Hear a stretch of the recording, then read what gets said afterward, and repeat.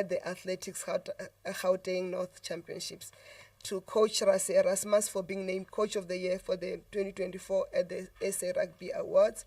To Springbok Chelsea Kolbe for becoming the first backline player since 2013 to win the 2024 South African Rugby Men's Player of the Year. We also wish to congratulate Nadine Ross for being honored as South African Rugby Women's Player of the Year for 2024, and this is for the second time in 3 years for her. To Bafana for topping Group C in the 2026 FIFA World Cup qualifiers with a 2-0 triumph over Lesotho at the full-to-capacity Peter Mokaba Stadium. South Africa singer Tyler Laura Sithal, popularly known as Tyler, who was named the World Artist of the Year at the iHeart Radio Music Awards. On condolences,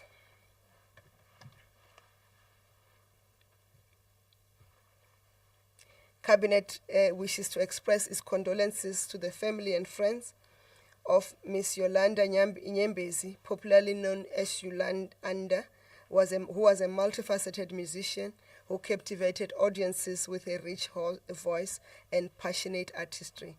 Mr. Ashwin Trikamji, the president of the South African Hindu Mahasabha and the chairperson of the National Religious Leaders Forum, a human rights lawyer. He was also instrumental in the development of football or soccer in South Africa. As an anti-apartheid activist, he led the Durban Central component of the Natal Indian Congress. To the family and friends of the 6 community patrollers who were killed, and the speedy recovery to the other 6 community patrollers who were injured at this Merimi informal settlement in Soshanguve. The deceased from the Soshanguve crimes murder are Mpho Johannes Koko, who was 19 years old, Philemon Sishoka, who was 37 years old, Katleho Mutlouzi, who was 31 years old, Andres Moreletedi Etlhabane, who was 44 years old, Silky Nwayeng, who was 20 years old, and there's still one person whose identity is unknown. 2 people have been arrested and appeared in court yesterday, Wednesday, the 26th March, 2025. Cabinet has also sent its well wishes to the other 6 who are injured, and for their own safety, so that people don't go for them in hospital. We are not going to release their names. We also wish to extend our condolences to the family and friends of Mr. James O'Connelly, the pilot who was killed when his Impala Mach 1 aeroplane crashed while performing at the West Coast Air Show at the Saldanha Airfield in the Western Cape. May their souls rest in peace and speedy recovery to those who are injured. Thank you.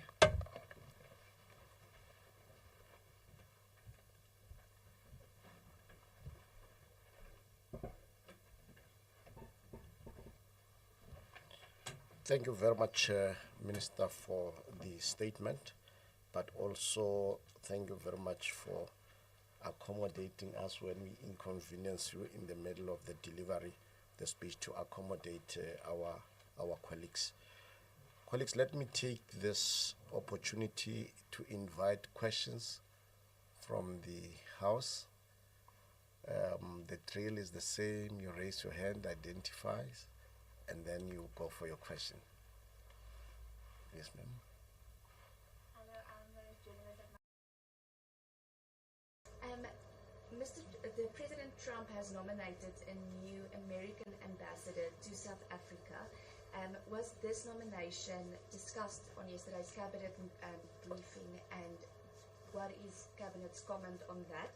And then AfriForum has written to Ramaphosa to ask him to condemn the singing of Kill the Boer. This is after Julius Malema sang it on Human Rights Day. Was this a topic on yesterday's cabinet briefing, and does the cabinet have any thoughts on that matter?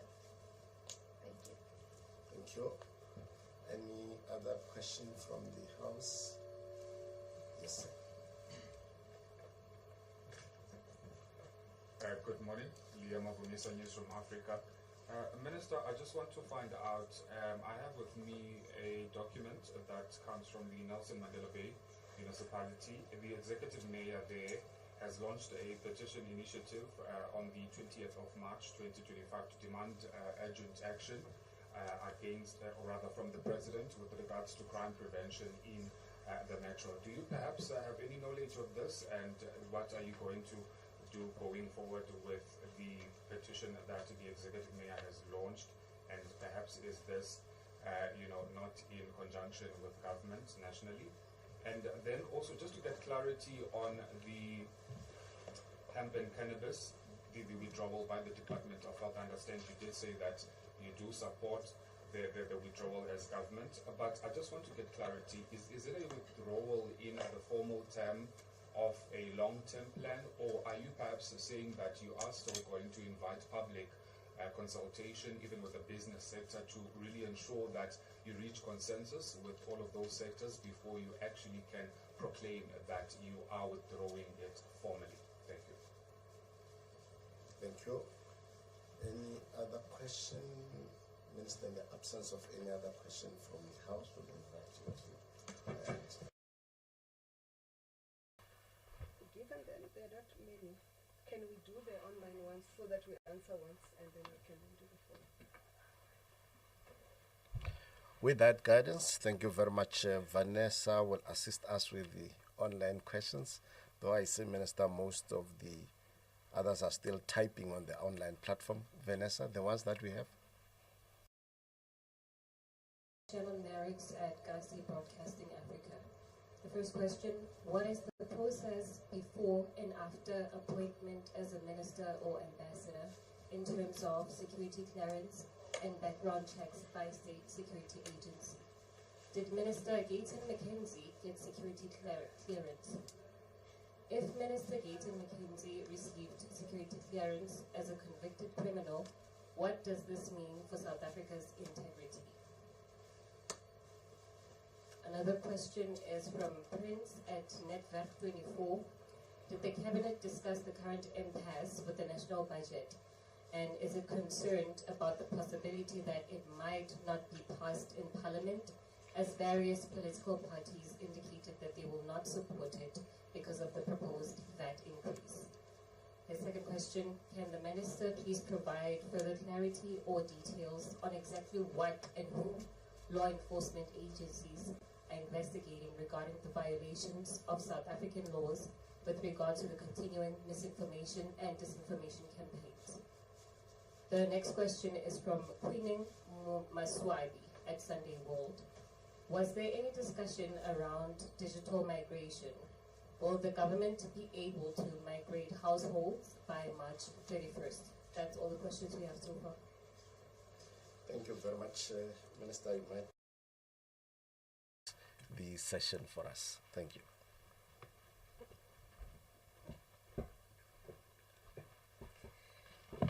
Thank you, colleagues. It's an interesting set of questions. Let's start on the question of the U.S. ambassador. The U.S. is a sovereign state, so they have the right to choose their own ambassador. They don't have to consult with us. Ours is when we receive the credentials, to consider the credentials and decide whether to accept and not accept them. And that is not a cabinet discussion, it's the responsibility of the Department of International Relations and Cooperations. And the AfriForum letter of demand on kill the Boer, kill the farmer, I haven't seen the letter to the president, but I want to give this following commentary. South Africans will recall that the matter of the singing of revolutionary songs that were alleged to incite violence were taken to court, and the court judgment came to say the singing of the song has its context, is not inflammatory. It is part of the history of this country, and it cannot just be washed away. And singing it has nothing, is not an incitement of violence. I started using this DIY device to generate free electricity at home. My friends laughed at me, but when they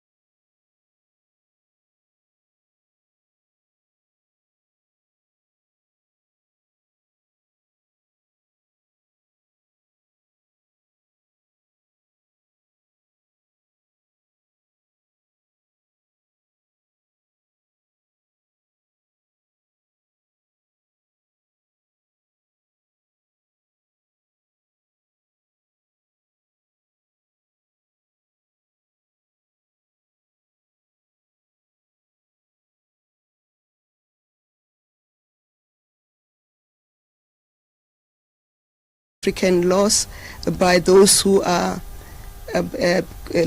misinforming people, those who are conducting acts of lobbying against the country in contraventions of the rules of this country. And who, if I tell you who, then I'll be jeopardizing the investigations. So I'm not at liberty to say who they're investigating. And then on the digital migration, as we indicated some years ago, South Africans have migrated, whether we wish it or not. So the exercise that is being done is just to complete. We have also released the spectrum. We auctioned it, and now you are using 5G technology because the country has migrated. So the matter that is, so the completion of the distribution of the set-top boxes is just because people have applied and they're even not coming through because some of them are already on satellite television in one form or the other. So people have self-migrated, and the TV sets that are sold in the country enables self-migration. So the few remaining towers that have to be shut down are literally just hogging the space and making broadcasting in this country very expensive for the public broadcaster, if we must say. And it's not in the interest of South Africans that that process be prolonged. It has to be concluded. And on the hemp regulations, the regulations have been formally withdrawn by the Department of Health. If you'll recall, South Africa did a couple of things from the 6th administration. We developed a hemp and cannabis strategy because we understand that industry is a growing industry and it will be beneficial to majority of our provinces, in particular rural provinces. So we support the development of hemp and cannabis products and their and their good use, their licensing regulations and so forth. Also, last year there was the act that was passed following the Concord judgment for the private use of hemp. In line with that, the Department of Justice, together with the Department of Health, the Department of Agriculture, the Department of Small Business, the Department of Trade Industry, I might have omitted another or two departments, and local government, COCTA. They are working on regulations to enable both the strategy, the hemp and cannabis strategy, and also the implementation of the hemp cannabis for private use purposes, and that, because all laws as they are implemented, there are regulations that are there. So you won't see the resuscitation of the health regulations. You'll have this interdepartmentally generated regulations, which will be public participated for, public consulted for people to make their inputs, the industry and everybody. But as part of our economic strategy is to grow the hemp and cannabis industry as a country. It's part of our economic strategy. But of course, there will be concerns about the impact if it's not regulated if its use is not regulated for children in particular and other vulnerable groups. But that is done in the sense of us promoting the use of hemp and cannabis as an economic sector of the country. I thought that I must just clarify it properly. And the ministers and ambassadors get security clearance. Every country clears their own ambassadors as they get deployed in another country so that the credentials can be accepted. And I want members of parliament, except for specific committees, they do not go for security clearance. But specific to Minister Mackenzie served his crime. Our justice system is a corrective and rehabilitative system, and therefore Minister Mackenzie is not only a convicted criminal. Minister Mackenzie has been rehabilitated. He is the one that informed all South Africans. If you remember how you first got to know him is when he was fighting corruption at the